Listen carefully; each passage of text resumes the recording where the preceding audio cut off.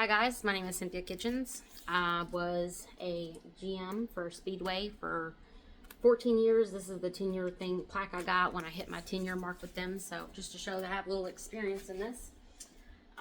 We are talking about quiet quitting in the workplace, understanding a modern workforce trend. So we're going to examine causes and impacts of disengaged employees.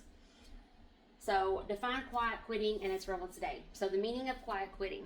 Quiet quitting means employees perform only required tasks without extra effort beyond their job duties.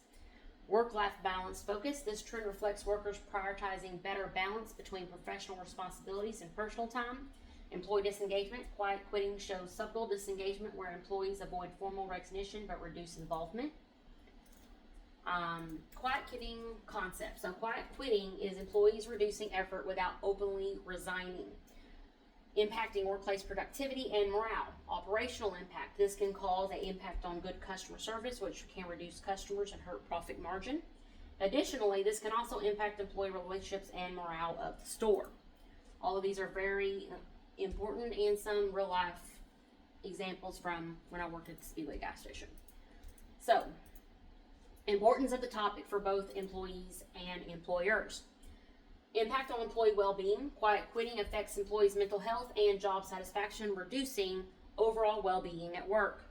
Effect on organizational productivity. This is very important when organizations experience decreased productivity when employees disengage and do the bare minimum. Workplace culture improvement. Addressing quiet quitting fosters a positive culture, enhancing employee satisfaction and retention. Based on how your store is run and how your culture is in your store, it can really impact your retention rate in your store. So let's explain the difference between what quiet quitting is and what resignation is. The definition of quiet quitting is employees stay in their jobs that only complete required tasks without extra effort or overtime. A definition of resignation is employees formally leave their job positions by notifying their employee and ending employment. That can either be a phone call to say they quit, emailing a letter of resignation, or providing their employee with a physical letter of resignation. All of those are examples of quitting. So several things can cause, can contribute to quiet quitting, such as burnout or disengagement, lack of recognition, poor management. So burnout will cause an employee to feel exhausted, overwhelmed, which can reduce what they're doing at work. Feeling unappreciated, which is recognition, is a big thing that leads to quiet quitting. Poor management. I believe leadership can greatly reduce an employee's commitment to their roles, because based on the leadership can really define how well that store is going to keep up. Disengagement. Disengaged employees will withdraw effort and participation, which will reduce productivity, and you won't really see overt signs of it at first, but it'll steadily increase over time. So, according to a 2022 Gallup survey, more than 50% of U.S. workers have report being quiet quitters. So quiet quitting highlights significant employee disengagement, and it can affect workplace productivity and morale, which is very important. We see that a lot more now than we used to. So based on my observations of being a GM for Speedway for all those years, is employees showed less motivation to take on new tasks. They wouldn't go over, what they were basically required to do. We had minimal communication.